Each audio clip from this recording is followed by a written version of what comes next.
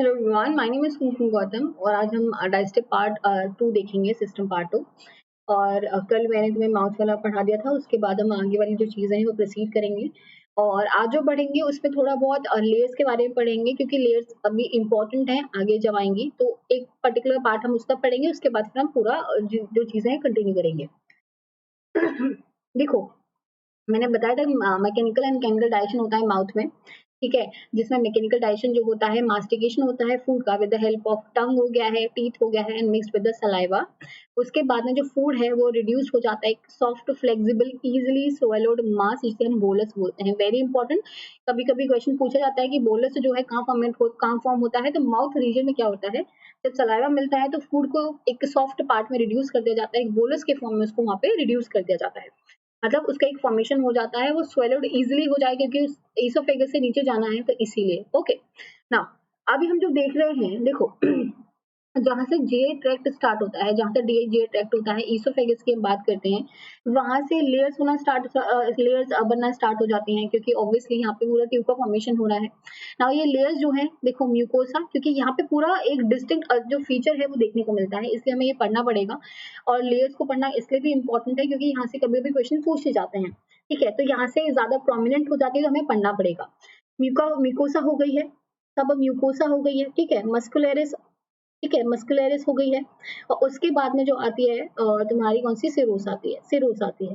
तो ये चारों लेयर है, हमें इसको पढ़ना पड़ेगा, क्योंकि यहाँ पे काफी बार क्वेश्चन में पूछा जाता है कौन सी इनर साइड में है, कौन सी बाहर की साइड में है। तो अभी हम पूरा का पूरा स्केलेटल सिस्टम जो है वो यहाँ पे डिस्कस नहीं कर रहे हैं, लेकिन हाँ बस इतना कि हमारा जीआई ट्रैक्ट जो है यहाँ पे कंप्लीट हो जाए। देखो, सबसे अंदर वाली जो लेयर है वो म्यूकोसा है, वेरी इंपॉर्टेंट। सबसे अंदर वाली जो बिल्कुल जैसे खाने के पास में, जैसे माना कि यहाँ से हमारा बोलस जा रहा है, ये बोलस जा रहा है, तो बोलस किसके पास में होगा, सबसे ज्यादा पास में किसका होगा, म्यूकस, जो तुम्हारी म्यूकोसा है, जो अंदर वाली लेयर है उसके पास में होगा। तो पहली लेयर म्यूकोसा हो जाएगी यहाँ पे। सेकंड जो लेयर होती है वो कौन सी है, सब म्यूकोसा है, सब म्यूकोसा है। उससे दूर वाली कौन सी हो जाएगी, मस्कुलरिस हो जाएगी, मस्कुलरिस होगी। और सबसे लास्ट में कौन सी होती है, सिरोसा होती है, सिरोसा होती है, ठीक है? तो ध्यान में रखना है। नाउ अब हम म्यूकोसा की बात करते हैं। फर्दर 3 पार्ट्स में डिवाइड होती है, पहला epithelium, second lamina propria, third muscularis mucosa. Now ये जो एपिथेलियम है, ठीक है, एपिथेलियम है, ये a layer of the epithelium in direct contact with the content of the GI tract. मतलब जो तुम इसको कंटेंट प्रोवाइड कर रहे हो ना, ये बोलस प्रोवाइड कर रहे हो, उसके डायरेक्टली कांटेक्ट में कौन आ रहा है, एपिथेलियम आ रही है, वेरी इंपॉर्टेंट। अब इस एपिथेलियम का क्या रोल है, देखो, जहां ये माउथ था, देखो मैं बनाती हूँ, ये बहुत गंदा बना है, लेकिन देखो, ये जो माउथ वाला रीजन है, माउथ वाले रीजन से लेके फेरिंग्स आएगा, ठीक है, फिर ईसोफेगस आता है, और उसके बाद नीचे एनल कैनाल आती है। तो फेरिंग्स और ईसोफेगस का जो पार्ट है वो किससे बना है, ये जो एपिथेलियम है, जो बिल्कुल बिल्कुल टच में आ रही है, वो नॉन केराटिनाइज्ड है, नॉन केराटिनाइज्ड है, very important. Non keratinized stratified squamous epithelium है, क्वेश्चन डायरेक्टली पूछा जाता है, तो ध्यान में रखना है, जो एक प्रोटेक्टिव फंक्शन यहाँ पे प्रोवाइड करेगी। लेकिन जब हमारा पूरा का पूरा जो सीक्रेशन है थोड़ा और अंदर जाने लग जाता है, जैसे हमारा स्टमक हो गया, इंटेस्टाइन हो गया है, उस पर्टिकुलर टाइम में जो एपिथेलियम है उसे बोला जाता है सिंपल कॉलमनार एपिथेलियम। मतलब सिंपल ये वाली बन जाएगी, सिंपल कॉलमनार एपिथेलियम बन जाएगी जब हम बात करेंगे स्टमक और इंटेस्टाइन की, वहां पे सीक्रेशन होना है और एब्जॉर्प्शन होना है। जबकि हम बात करते हैं फेरिंग्स और एसोफेगस वाले रीजन की, तो नॉन केराटिनाइज्ड होती है, ठीक है? आई होप समझ में आ गया होगा। ये हमारी म्यूकोसा की पहली लेयर हो गई है। उसके बाद है लेमिना प्रोप्रिया। क्यों इंपॉर्टेंट है लेमिना प्रोप्रिया, क्योंकि जितना भी तुम्हारे ये एंटीजन को यहाँ पे मारने वाली बात होती है, ठीक है, मार्ट जो म्यूकोसा एसोसिएटेड लिम्फेटिक टिश्यूज जो होते हैं वो लेमिना प्रोप्रिया में प्रेजेंट होते हैं। तो मार्ट वाला जो रीजन है वो लेमिना प्रोप्रिया में देखने को मिलेगा, ठीक है। मस्कुलरिस म्यूकोसा में बहुत सारे फोल्ड होते हैं जो सरफेस एरिया को इंक्रीज करेंगे। ये ज्यादा इंपॉर्टेंट नहीं है, लेकिन ये दोनों याद रखेंगे, ये दोनों याद रखिए, वेरी इंपॉर्टेंट। ये ऊपर नीचे वाली लेयर हो गई। उसके बाद आते हैं सब म्यूकोसा में। सब म्यूकोसा में आते हैं, देखो ये वाली है सब म्यूकोसा, कहाँ है ये है तुम्हारी कौन सी, सब म्यूकोसा, ये वाली, ठीक है। अब इसमें देखो ग्लैंड है बहुत सारे सब म्यूकोसा में, ठीक है। उसके अलावा क्या होता है, सब म्यूकोसा वाले रीजन में एक प्लेक्सस प्रेजेंट होता है, जो क्या करेगा, यहाँ पे इंफॉर्मेशन पास करता है, इंफॉर्मेशन पास करता है कि ऑब्वियसली खाना आ रहा है तो तुम्हें बहुत सारे सीक्रेशन भी चाहिए, ठीक है। नर्वस सिस्टम से पूछना भी पड़ेगा कि हमारा ये सीक्रेशन निकलवा दो, तभी हमारा आगे काम बढ़ेगा। तो इसलिए यहाँ पे कुछ प्लेक्सस प्रेजेंट होते हैं सब म्यूकोसा में, जैसे प्लेक्सस ऑफ मीजनल बोला जाता है, वेरी इंपॉर्टेंट। जो मीजनल प्लेक्सस होगा वो किस में होगा, सब म्यूकोसा में होगा, सब म्यूकोसा में होगा। मैं एक बार यहाँ पे हटा देती हूँ और लास्ट में समझा दूंगी एक बार, तो पूरा यहाँ से क्लियर हो जाएगा, सो डोंट वरी, पैनिक नहीं करना है पहले। उसके बाद आती है मस्कुलरिस। मस्कुलरिस में दो लेयर होती है, एक सर्कुलर होती है, एक लॉन्गिट्यूडनल होती है। जो अंदर वाली होती है वो तुम्हारी कौन सी होती है, inner sheet of circular fibres, और आउटर शीट जो होती है लॉन्गिट्यूडनल फाइबर्स होती है। कभी कभी यही पूछा जाता है तो ध्यान में रखना है। ओके, उसके बाद में इस पर्टिकुलर के बीच में जो सर्कुलर लॉन्गिट्यूडनल मसल्स के बीच में एक मायोट्रिक प्लेक्सस होता है, जिसे प्लेक्सस ऑफ फेयरबाख बोलते हैं, वेरी इंपॉर्टेंट। अब सिरोसा जो आती है, सिरोसा एरियल कनेक्टिव टिश्यू से मिलकर बनी होती है, इसके पास में एपिथेलियम होती है और सबसे बाहर वाली है। और एक चीज इंपॉर्टेंट है, जो ईसोफेगस होता है, ईसोफेगस में ये सिरोसा लेयर देखने को नहीं मिलती है। तो ऊपर वाली लेयर जो है सिरोसा जो है ईसोफेगस में देखने को नहीं मिलेगी, एक एक्सेप्शन है, ध्यान में रखना है। वहां पे एडवेंटिशिया जो है वो देखने को मिलती है, वेरी इंपॉर्टेंट, तो इस चीज को भी याद रखना है। अब हम एक बार रिवाइज कर लेते हैं तो पूरा यहाँ से क्लियर हो जाएगा। देखो एक बार मैं इसको हटा देती हूँ, तो यहाँ पे मैं तुम्हें समझा देती हूँ। देखो पहली है कौन सी, म्यूकोसा लेयर। म्यूकोसा लेयर थी जिससे मैंने तुम्हें तीन बताई हैं, एपिथेलियम हो गया, लेमिना प्रोप्रिया हो गया है, मस्कुलरिस हो गया। देखो अभी जो एपिथेलियम होती है, अभी मैंने बताया कि नॉन केराटिनाइज स्ट्रेटिफाइड होगी, और यहाँ पे कितनी क्या होने वाली है, कॉलमनार एपिथेलियम होने वाली है स्टमक और इंटेस्टाइन के लिए। लेमिना प्रोप्रिया में क्या होता है, एमएलटी माल्ट यहाँ पे देखने को मिलता है, जो लिम्फेटिक टिश्यूज होते हैं देखने को मिलते हैं, वेरी इंपॉर्टेंट। सेकंड जो लेयर है वो कौन सी है, सब म्यूकोसा है, ठीक है, सब म्यूकोसा है। इसमें क्या देखने को मिलेगा, इसमें देखने को मिलता है Meissner plexus, very important, Meissner plexus जो है वो इसमें देखने को मिलेगा। ओके, नाउ इसमें कुछ ग्लैंड्स वगैरह भी देखने को मिलती हैं, ऑब्वियसली सीक्रेशन होता रहेगा, ठीक है। थर्ड वाला आता है मस्कुलरिस, ठीक है, थर्ड वाली कौन सी है, मस्कुलरिस है, जिसमें अंदर वाली जो होती है, इनर जो होती है वो कौन सी होती है, सर्कुलर होती है, वेरी इंपॉर्टेंट। इन कौन सी होगी, सर्कुलर होगी। और बाहर वाली कौन सी होती है, वो होती है लॉन्गिट्यूडनल, और इनका ही कॉन्ट्रैक्शन जो है तुम्हारे बोलस को मूव कराता है। अगर ये मस्कुलरिस बेटा ना हो ना तो बोलस ही मूव ना करे, और अगर वो यहाँ पे फंस जाए तो बस फिर कुछ हो गया, ऊपर ही पहुंचना है सीधे। अब आता है फोर्थ वाला। फोर्थ कौन सी लेयर है, सिरोसा लेयर है, और सिरोसा जो है लूज कनेक्टिव टिश्यू से मिलकर बनी होती है, और ईसोफेगस में ये नहीं होती है, उसकी जगह क्या होता है, एडवेंटिशिया जो है वो देखने को मिलती है। आई होप ये क्लियर हो गया होगा, बहुत इंपॉर्टेंट था। अब आगे कुछ भी प्रॉब्लम नहीं आ रही है। देखो देखो ये मायोट्रिक प्लेक्सस मैंने बताया था किसमें होता है, प्लेक्सस ऑफ एयरबाग, जो तुम्हारे लॉन्गिट्यूडनल और सर्कुलर मसल्स के बीच में देखने को मिलेगा। और यहाँ पे सब म्यूकोजल प्लेक्सस कौन सा है, जिसे हम मीजनर प्लेक्सस बोलते हैं, जो तुम्हारे सब म्यूकोसा के अंदर देखने को मिलता है। यहाँ पे कुछ सेंसरी न्यूरॉन काम करते हैं, जो क्या करते हैं, जो म्यूकोजल एपिथेलियम है उसे इन्फॉर्मेशन लेके जाएंगे सीएनएस और एएनएस के पास में, और उसके बाद जो इन्फॉर्मेशन आएगी वो मोटर न्यूरॉन्स के पास में आती है, जहाँ पे लॉन्गिट्यूडनल और सर्कुलर मसल्स कॉन्टेक्ट करेंगी, और कॉन्टेक्ट करने के बाद में जो पेरिस्टाल्टिक मूवमेंट देखने को मिलता है वो इसी की वजह से पॉसिबल हो पाता है। ओके, देखो अब आ गया खाना हमारा कहाँ पे, फेरिंग्स वाले रीजन में आ गया। अब फेरिंग्स वाले रीजन में अगर खाना आएगा, माउथ टू फेरिंग्स आ गया है बेटा, माउथ टू फेरिंग्स आ गया है। अब फेरिंग्स के भी तो तीन पार्ट है बेटा, कौन कौन सा है, नेजो फेरिंग्स है जो नाक वाला पार्ट है, ओरो फेरिंग्स हो गया है जहाँ से खाना जाना है, और एक लेरिंग वाला हो गया, लेरिंगो फेरिंग्स हो गया है। तो तीन पार्ट यहाँ पे देखने को मिल जाते हैं। अब swallowed food passes from mouth into the oropharynx, क्योंकि इसमें जाना है खाना तो इसोफेगस में जाना है तो ओरोफेरिंक्स के थ्रू ही जाएगा। And laryngopharynx, muscular contraction of these areas help propel food into the esophagus and then into the stomach। कैसे होता है देखते हैं। देखो ये वाला तुम्हारा स्ट्रक्चर है जो टॉर्टोरस से मैंने लिया है, तो ध्यान में रखना है इस चीज को। ये है माउथ, ठीक है, ये है तुम्हारा बोलस, ये ब्राउन कलर का जो है ये बोलस है, खाना है। ओके, इसके नीचे टंग वाला पार्ट हो गया है, ये जो पार्ट है बेटा ये नेजोफेरिंक्स वाला पार्ट है, नाक वाला पार्ट है ये वाला, है ना। और उसके अलावा ये याद रखना है, ये क्या है, यूविला है, वेरी इंपॉर्टेंट, ये याद रखना है, नेजोफेरिंक्स का है, ये इंपॉर्टेंट है। उसके बाद ये जो पूरा पूरा जा रहा है, ये जो एक डक्ट जा रही है, इसको बोला जाएगा ओरोफेरिंक्स, ओरोफेरिंक्स बोला जाएगा।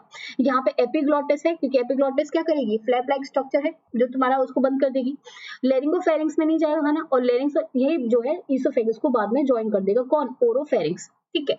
अब होता क्या है, position of the structure during voluntary stage, मतलब जब तुम खाना खा रहे हो तुम उसको बाहर भी निकाल सकते हो, उसको अंदर भी ले सकते हो, तो तुम्हारी वॉलंटरी, तुम्हारी खुद की इच्छा है उस चीज को।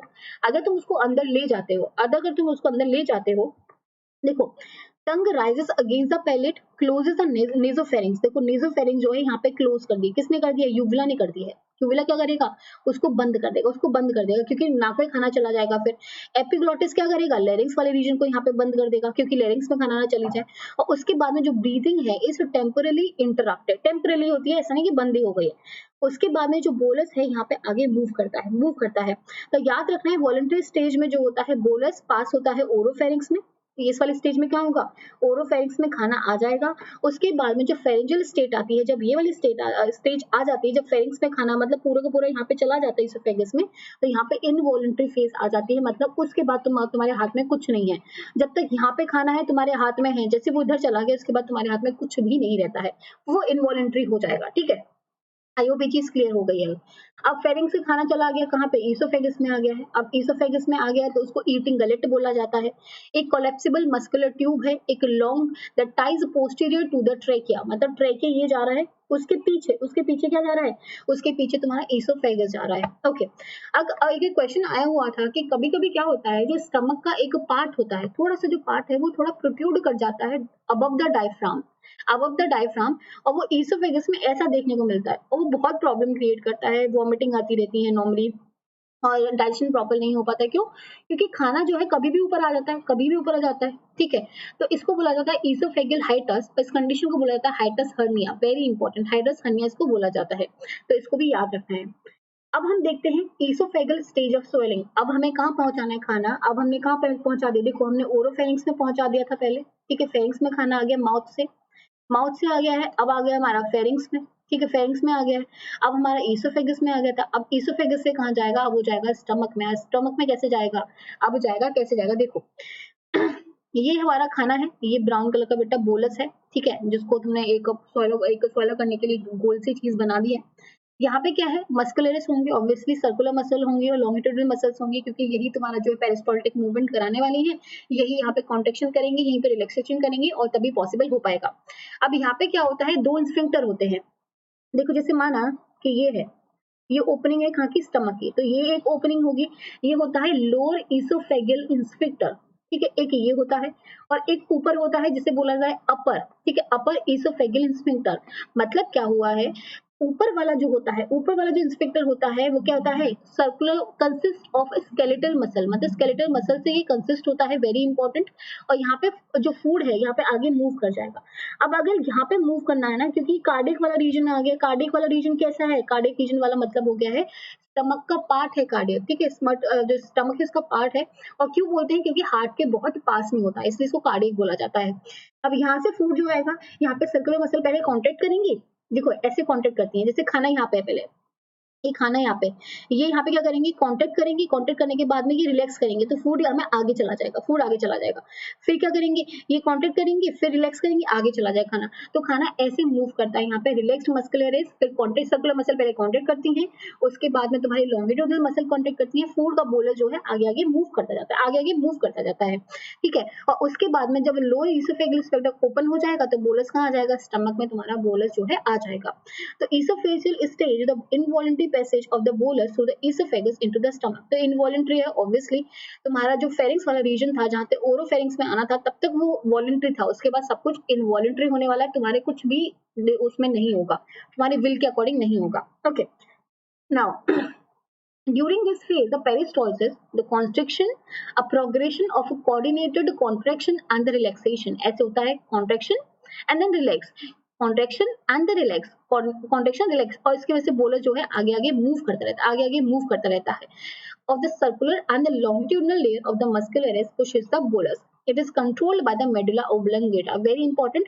तो अगर कभी क्वेश्चन पूछा जाता है कि इसको कौन कंट्रोल करता है, medulla oblongata जो है तुम्हारा जो नीचे वाला पार्ट होता है ब्रेन का, वो वहां पे इसको कंट्रोल करेगा ना। कुछ कुछ कंडीशन है वो देख लो। अगर लोअर ईसोफेगल जो इंस्पेक्टर है, मतलब जो ये वाला है जहाँ पे स्टमक में ओपन होने वाला होता है, वो वाला जो इंस्पेक्टर है, इंस्पेक्टर क्या होता है कि जो चीज एक, देखो इंस्पेक्टर मतलब होता है एक ऐसी ओपनिंग है, ठीक है, वो क्या करती है, जब जब खुल जाती है तो चीजों को अलाउड कर देती है, नहीं तो गेट को बंद कर देती है, तो ये समझो तुम। ठीक है, एक गेट है जिसको जब खोलना है तब वो खोलेंगे, नहीं तो बंद रहता है। ओके, नाउ अगर वो फेल्स टू क्लोज, मतलब अगर वो बंद भी ना हो तो क्या होगा, स्टमक में खाना आया था, स्टमक में खाना तो आते ही क्या होगा, एसिडिक नेचर का होता है बेटा, एसिडिक नेचर क्यों, क्योंकि एचसीएल का सीक्रेशन होना स्टार्ट हो जाता है। जो माइंटिक प्लेक्सस हैं, जो मीजनल प्लेक्सस हैं, वो तुम्हारे किसको, ब्रेन को इन्फॉर्मेशन भेज देते हैं, बहुत सारे हॉर्मोन्स का यहाँ पे फॉर्मेशन होना स्टार्ट हो जाता है, जिसकी वजह से एचसीएल का फॉर्मेशन होना स्टार्ट हो जाता है। अभी जो खाना है, तो अब खाना कहाँ जाएगा, अब ये ऊपर चला जाएगा, क्योंकि वो तो खुला हुआ है ना बेटा, अगर बंद होता तो वो नहीं जाता, लेकिन अगर वो खुला बड़ा है तो क्या होगा, तुम्हारा जो खाना है वो कंटेंट जो है वो रिफ्लेक्स बैक करता है, रिफ्लेक्स बैक करता है। कभी कभी देखा होगा सोते सोते भी तुम्हारे ऊपर क्योंकि नॉर्मल कंडीशन कभी कभी हो जाती है, ये प्रॉब्लम तो वैसी है कि अगर होगी तो प्रॉब्लम हो जाएगी, लेकिन कभी कभी हमारे साथ भी ऐसी चीजें हो जाती हैं। तो कभी अगर ऊपर आ जाता है खाना तो बहुत ऐसा लगता है कि जलन जलन सी हो गई है, तो क्यों, HCl जो है from the stomach contents can irritate the oesophageal wall, और हमें लगता है कि बर्निंग सेंसेशन होती है जिसे हम हार्ट बर्न भी बोलते हैं, यानी बोलते हैं हार्ट बर्न हो गया है। और इस कंडीशन को नॉर्मली अगर बोला जाए तो इसको बोला जाता है गैस्ट्रो ईसोफेगल रिफ्लक्स डिजीज। तो अगर कभी क्वेश्चन में आता है कि GERD क्या होता है, या फिर GERD कहाँ से, कौन सी डिजीज है, कहाँ से ये बिलोंग करती है, तो याद रखना है ये कहाँ पे बिलोंग करती है, जब स्टमक का जो फूड है, कंटेंट है, जो HCl है, अगर वो ऊपर आ जाता है, इसोफेगल वॉल में आ जाता है, इरिटेशन जो होती है, बर्निंग सेशन जो होती है, हार्ट बर्न जो होता है, उसको हम बोलते हैं यहाँ पे GERD। तो इसको याद रखना है। नाउ अब खाना कहाँ से आ गया, इसोफेगस से खाना अब आ चुका है कहाँ पे, स्टमक में। अब स्टमक का पार्ट देखेंगे, स्टमक जो होता है जे शेप का होता है बेटा, ऐसा होता है, जे शेप का होता है स्टमक, ठीक है। और enlargement of the J tract directly inferior to the diaphragm, देखो ये डायफ्राम हो गया, डायफ्राम के नीचे जो होगा स्टमक होने वाला है। Stomach connect the oesophagus to the duodenum, the first part of the small intestine, obviously ये सबको पता है, एक बार दिखा देते हैं। देखो ये वाला रीजन हो गया इसोफेगस, यहाँ पे तुम्हारा लोअर इसोफेगल इंस्फिंक्टर है, तो यहाँ पे ये प्रॉपर्ली काम करना चाहिए, वरना तो प्रॉब्लम हो जाती है। और जैसे ही खाना आता है तो क्वेश्चन पूछा जाता है कि पहले जब खाना आता है तो किस में जाता है, पहले कार्डिया वाले रीजन में जाता है बेटा, कार्डिया वाले रीजन में जाता है, वेरी इंपॉर्टेंट। कार्डिया वाला पार्ट है स्टमक का, एक पहला ये पार्ट है, सेकंड जो है फंडस पार्ट है, वेरी इंपॉर्टेंट, और थर्ड वाला कौन सा है, पाइलोरिक वाला पार्ट है, वेरी इंपॉर्टेंट। तो ये पार्ट्स याद रखने हैं कौन कौन से यहाँ पे पार्ट होते हैं, और ये वाली जो होती है बॉडी होती है बेसिकली, ठीक है। अब पहले कार्डिया में जाएगा, फिर फंडाइस में जाता है, ठीक है। ये तुम्हारी सिरोसा लेयर है, लॉन्गिट्यूडिनल सर्कुलर ऑब्लिक लेयर यहाँ पे देखने को मिलती है, तो ये भी याद रखना है कि ऑब्लिक लेयर जो है स्टमक में देखने को मिलती है, क्योंकि एक बार क्वेश्चन पूछा गया था, ठीक है। उसके बाद में ग्रेटर कर्वेचर हो गया है, और उसके बाद में यहाँ पे रुगे ऑफ म्यूकोसा होते हैं, जो क्या करते हैं, इसका सरफेस एरिया इंक्रीज करते हैं, जो उसकी जो डाइजेशन में उसमें हेल्प करेगा, नाउ सबसे इंपॉर्टेंट ये है कि इसका जो ड्यूडेनम से अटैचमेंट है, यहाँ पे एक पाइलोरिक इंस्पेक्टर जो है वो देखने को मिलता है, पाइलोरिक इंस्पेक्टर जो है देखने को मिलता है। अभी हम आगे बढ़ते हैं, देखो खाना अभी यहाँ पे स्टमक में खाना पहुंच गया है। अब स्टमक में जब खाना पहुंचता है, ठीक है, तो उसको सलाइवा, फूड, गैस्ट्रिक जूस सबसे मिल मिला के, क्योंकि गैस्ट्रिक जूस का सिक्रीशन जो है स्टार्ट हो जाएगा यहाँ पे, गैस्ट्रिक जूस के साथ में मिल मिल के जो बोलस था, अब वो किस में कन्वर्ट हो जाएगा बेटा, काइम में कन्वर्ट हो जाएगा, काइम में कन्वर्ट हो जाएगा, वेरी इंपॉर्टेंट। अब ये जो फूड है जो आया है, जो काइम के फॉर्म में है, वो एक रिजर्व फॉर फूड की तरह रहता है जब तक वो स्मॉल इंटेस्टाइन में रिलीज नहीं हो जाता है। अब यहाँ पे जो गैस्ट्रिक जूस बनता है बेटा, वो कैसे बनता है, सेल्स कौन सी बनाती है हम आगे देखेंगे, तो डोंट वरी, पहले देख लेते हैं गैस्ट्रिक जूस में क्या क्या बनता है।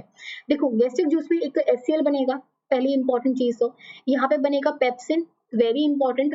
उसके बाद यहाँ पे बनता है इंट्रिंसिक फैक्टर, बहुत ज्यादा इंपॉर्टेंट है, इसके बारे में हम डिटेल में बात करेंगे। और यहाँ पे बनती है गैस्ट्रिक लाइपेज, गैस्ट्रिक लाइपेज।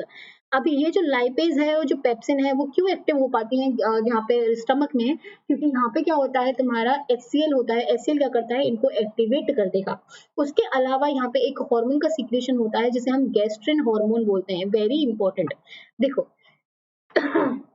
यहाँ पे देखो लेमिना प्रोप्रिया वाला रीजन, ठीक है, लेमिना प्रोप्रिया वाला रीजन है, ये सब म्यूकोसा वाला रीजन हो गया है। अब इन सेल्स में क्या होता है तुम्हारे, ये इतनी सारी जो सेल है इनका फॉर्मेशन देखने को मिलता है स्टमक में, बेटा बहुत इंपॉर्टेंट है, यहाँ से क्वेश्चन 1000 बार पूछा जाता है, इसको ध्यान में रखना है। देखो एक होती है surface mucous cell, surface mucous cell होती है जो म्यूकस का सीक्रेशन करेगी, जैसे माना कि यहाँ पे सेल है जो म्यूकस का सीक्रेशन कर रही है। उसके अलावा यहाँ पे होती है म्यूकस नेक सेल, ये भी क्या करती है, म्यूकस का सीक्रेशन करती है, तो इन दोनों को तो वैसे ही याद रखना है। उसके बाद याद रखना है यहाँ पे होती है पैराइटल सेल, पैराइटल सेल होती है, वेरी इंपॉर्टेंट, और ये क्या करती है, HCl का सीक्रेशन करती है, वेरी इंपॉर्टेंट, HCl का सीक्रेशन करती है, और या फिर इंट्रिंसिक फैक्टर का सीक्रेशन करती है, विच इज वेरी इंपॉर्टेंट। और याद रखना है पैराइटल को ऑक्जेंटिक सेल भी बोलते हैं, ऑक्जेंटिक सेल भी बोलते हैं। अब कैसे याद रखोगे, इसको याद रखना है POH के फॉर्म में, मतलब पैराइटल हो गया है, O मतलब ऑक्जेंटिक हो गया, H मतलब HCl हो गया है, ठीक है, तो POH के फॉर्म में याद रखोगे तो याद रहेगा। उसके बाद आता है चीफ सेल। चीफ सेल क्या करती है बेटा, बहुत चीफ है, चीफ है मतलब यहाँ पे जो नॉर्मली तुम्हारे पेप्सिन बनते हैं, जो एंजाइम्स बनते हैं, वो कौन बनाता है, चीफ बनाता है, चीफ का रिलीज करेगा, पेप्सिनोजन रिलीज करेगा, और तुम्हारा गैस्ट्रिक लाइपेज का सीक्रेशन करता है। तो चीफ सेल तो जो बना रहा है पेप्सिनोजन और गैस्ट्रिक लाइपेज बना रहा है। उसके अलावा यहाँ पे कुछ जी सेल्स भी देखने को मिलते हैं, देखो ये जी सेल्स हैं, जो जी सेल है वो क्या करते हैं, गैस्ट्रिन हार्मोन का सीक्रेशन जो है यहाँ पे करते हैं। तो ये सारी की सारी चीजें पता होनी चाहिए, क्योंकि यहाँ से क्वेश्चन बनते ही बनते हैं। तो अभी हम डिटेल में यहाँ पे पूरा डिस्कस कर लेते हैं क्या होता है क्या नहीं होता है। पहले मैं इंट्रिंसिक फैक्टर का बता देती हूँ, क्योंकि यहाँ से क्वेश्चन पूछा जाता है। देखो पर्नीचिस अनीमिया क्यों होता है कि जब हमारा विटामिन बी ट्वेल्व की अगर डेफिशिएंसी हो जाती है, तब हमारा क्या होता है, पर्नीशियस अनीमिया हो जाता है। तो इसको भी याद रखना है। अब देखो यहाँ पे जो इंट्रिंसिक फैक्टर जो है कौन बना रहा है, इंट्रिंसिक फैक्टर जो बना रहा है तुम्हारी पैराइटल सेल्स बना रही है, पैराइटल सेल्स बना रही है इंट्रिंसिक फैक्टर को। अब ये क्या करते हैं, ये जो रिक्वायर्ड किसके लिए होते हैं कि विटामिन बी ट्वेल्व का एब्जॉर्प्शन कर पाए, विटामिन बी ट्वेल्व का एब्जॉर्प्शन कर पाए। लेकिन अगर ये जो पैराइटल सेल इंट्रिंसिक फैक्टर को बनाएंगे ही नहीं, मतलब इसकी अगर कमी हो जाएगी, तो क्या होगा, हम एब्जॉर्प्शन नहीं कर पाएंगे विटामिन बी ट्वेल्व का। ठीक है, इसकी वजह से माल एब्जॉर्प्शन हो जाएगा। समझ में आ रहा है? देखो इंट्रिंसिक फैक्टर कौन बनाता है, पैराइटल सेल्स बनाते हैं। अब अगर ये बनाते हैं तो ये रिस्पॉन्सिबल होता है विटामिन बी ट्वेल्व को एब्जॉर्ब करने के लिए, कि जहां पे भी दिखेगा वो एब्जॉर्ब कर लेगा। तो विटामिन ट्वेल्व की कोई भी डेफिशिएंसी नहीं होगी, बॉडी अच्छे से काम करेगी, कोई भी प्रॉब्लम नहीं आएगी। लेकिन अगर पैराइटल सेल्स की मतलब ये नहीं बनाती हैं या फिर डेफिशिएंसी हो जाती है इस इंट्रिंसिक फैक्टर की, तो क्या होगा, विटामिन बी ट्वेल्व कम रह जाएगा। ठीक, कम रह जाएगा क्योंकि वो तो एब्जॉर्ब कर ही नहीं पा रहा है, जिसकी वजह से क्या होता है, पर्नीशियस अनीमिया हो जाता है। पर्नीशियस अनीमिया हो जाता है, हम इसे बोल देते हैं कि विटामिन बी ट्वेल्व की कमी हो रही है, लेकिन वो किसकी वजह से हो रही है, क्योंकि इंट्रिंसिक फैक्टर की डेफिशिएंसी हो रही है। ठीक है, तो ये चीज ध्यान रखनी है। नाउ अब हम देखते हैं mechanical and chemical digestion in the stomach. अब हमने जो पढ़ा है अब हम उसको अप्लाई करेंगे। देखो नाउ गैस्ट्रिक कंटेंट जो है उसको गैस्ट्रिक जूस के साथ में मिक्स करना है और काइम का फॉर्मेशन होता है। पहली बात तो ये काइम जो है वो पायलोरिक इंस्पेक्टर से तुम्हारा फिर बाद में एम्प्टिंग हो जाती है फूड का इनटू द स्मॉल इंटेस्टाइन। उससे पहले क्या होता है, only about 3 ml of the chyme moves through the pyloric inspector at the time. मतलब क्या हुआ है, जो यहाँ पे बहुत सा जो गैस्ट्रिक जूस काम करता है, ठीक है, सारी जूसेस यहाँ पे काम करेंगे और काइम का फॉर्मेशन कर देंगे। अब काइम का जाएगा स्मॉल इंटेस्टाइन में जाएगा, तो ऐसा नहीं है कि सारा का सारा एक साथ उठ के चला जाए, नहीं, वो धीरे धीरे जाता है। जैसे 3 ml चला गया है, फिर 3 ml जाएगा, तो ऐसे ऐसे मूव करता है, धीरे धीरे मूव करता है। यहाँ पे क्या होता है, जो गैस्ट्रिक जूस है उसमें पेप्सिनोजन बेटा है, कौन सीक्रेट कर रहा है, पेप्सिनोजन कौन सीक्रेट कर रहा है, चीफ सेल सीक्रेट कर रही हैं। अब ये चीफ सेल अगर सीक्रेट करती हैं पेप्सिनोजन को, ये इनएक्टिव फॉर्म में होती है, इनएक्टिव फॉर्म में होती हैं, इन्हें बोलते हैं जाइमोजन। मतलब क्या हुआ है कि वो इनएक्टिव फॉर्म में है, जिसे माना कि ये एक तुम्हारा ये एंजाइम थी। अब इस पर्टिकुलर पार्ट को जब तक क्लीव नहीं होगा तब तक वो एक्टिव फॉर्म में नहीं आएगी। तो ये जो पेप्सिनोजन होती है पूरा पार्ट होता है, ये इनएक्टिव फॉर्म में पाई जाती है। लेकिन जैसे एचसीएल आता है वो क्या करता है, इस पार्ट को यहाँ से रिमूव कर देता है, क्योंकि पैराइटल सेल एचसीएल को रिलीज करेंगे, और जैसे करता है तो तुम्हारा पेप्सिन का फॉर्मेशन हो जाता है, जो एक्टिव फॉर्म में आ जाती है, एक्टिव फॉर्म में आ जाती है। अब ये पेप्सिन क्या करेगी, ये अमाइनो प्रोटीन्स का ब्रेक डाउन कर देगी, प्रोटीन्स को तोड़ेगी इनटू द अमाइनो एसिड, क्योंकि बहुत ज्यादा एसिडिक एनवायरनमेंट है, पीएच 2 के पास में यहाँ पे हो जाता है, क्योंकि एचसीएल बहुत ज्यादा सीक्रेट होता है।